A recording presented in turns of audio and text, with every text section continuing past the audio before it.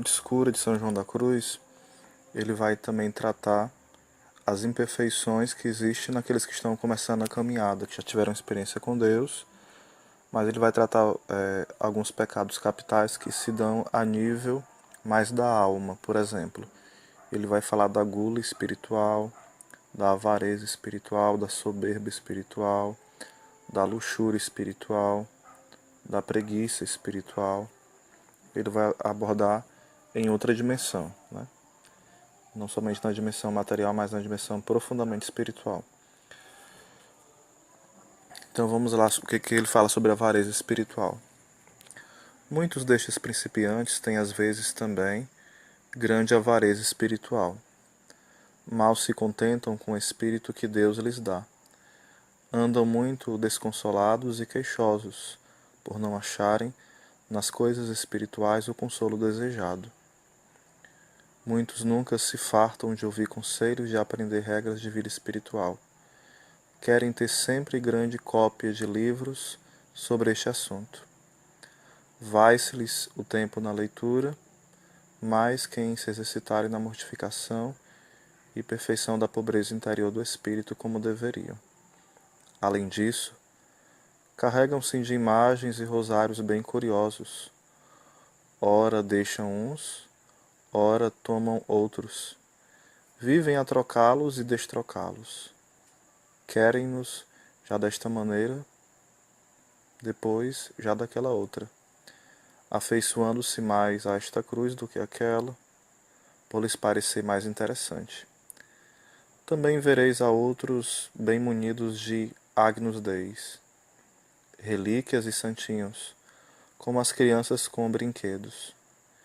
Condeno em tudo isto a propriedade do coração e o apego ao modo, número e curiosidade destas coisas. Pois esta maneira de agir é muito contrária à pobreza de espírito, que só põe os olhos na substância da devoção, e se aproveita somente do que lhe serve para tal fim, cansando-se de tudo mais. A verdadeira piedade há de brotar do coração, firmando-se na verdade e solidez, significada nestas coisas espirituais. O resto é apego e propriedade de imperfeição, que é necessário cortar, a fim de atingir algo da perfeição. Que ele vai colocando assim, muitas vezes nós nos apegamos à materialidade das coisas. Por exemplo, eu estou com esse livro de São João da Cruz, e eu tenho isso como mérito, como para me exibir para os outros, para me sentir mais rico que os outros de conhecimento. Eu tenho um rosário que brilha mais porque foi caro, porque foi dado por alguém importante, porque eu comprei ou ganhei de alguém especial. Então você coloca a sua todo o seu apreço na materialidade da coisa. Por exemplo, alguém me dá uma lembrança e eu muitas vezes não vejo o sentido espiritual daquela lembrança. Eu quero sempre me fixar pelo apego naquilo. Seja um livro, seja uma imagem, seja um rosário, qualquer outro sacramental. Eu não uso aquilo como instrumento de Deus, mas eu vou, de certa forma, me apegando a tal ponto de aquilo que é instrumento de Deus se tornar instrumento de apego para mim, instrumento de riqueza, instrumento de descentralizar Deus da minha vida.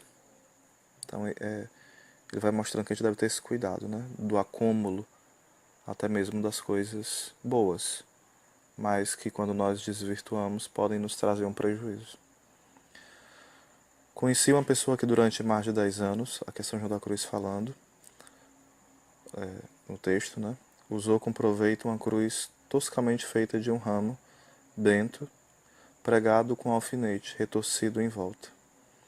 Jamais havia deixado de trazê-la consigo, até que eu a tomei.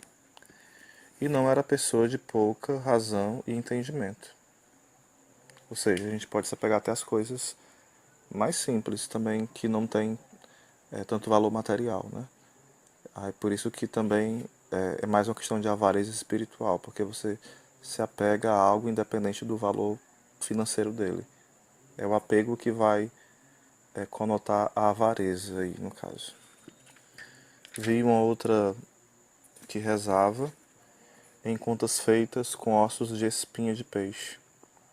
Certamente a sua devoção não era menos preciosa aos olhos de Deus, por esse motivo. Vê-se claramente que tais pessoas não baseavam a sua piedade no feito ou valor dos objetos. No caso aqui, essas pessoas que ele dá exemplo, não são as que eu falei, que se apegavam, né? Elas usavam isso de forma simples e davam um sentido espiritual a essas coisas, né? Mas do mesmo modo pode acontecer que a pessoa use essas coisas de forma simples e mesmo assim se apegue. No caso, essas duas não se apegaram. As almas bem encaminhadas desde o princípio não se apegam aos instrumentos visíveis, nem se prendem a eles. Só lhes importa saber o que convém para obrar, e nada mais. Põem os olhos unicamente em agradar a Deus e andar bem com Ele, pois este é todo o seu desejo. Assim, com grande generosidade, dão quanto possuem, tendo por gosto privar-se de tudo por amor a Deus e ao próximo, tanto no espiritual como no temporal. Porque, como digo, só tem em mira as verdades da perfeição interior. Dá gosto a Deus em tudo e não a si mesmo em coisa alguma. Destas imperfeições, porém, como das demais, não pode a alma purificar-se perfeitamente até que Deus a ponha na purificação passiva daquela noite escura que logo diremos.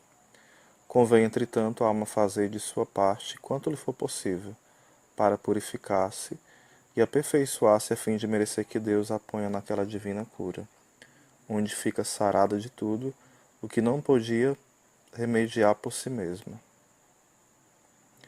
Por mais que procure ajudar-se, não pode, com sua indústria, purificar-se ativamente, de modo a ficar disposta no mínimo ponto para a divina união da perfeição do amor.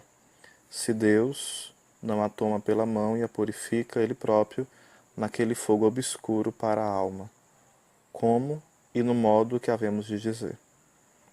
Está mostrando assim que esses apegos, a gente pode ir lutando contra eles, mas arrancá-los de vez é uma ação de Deus. Quanto mais você vai crescendo na vida espiritual, mais Deus vai intervindo de forma profunda e misteriosa, arrancando, né, esses apegos espirituais também. Então que Deus nos dê um coração indiviso, que não se divide, né, mas que Deus de fato é o centro. Amém.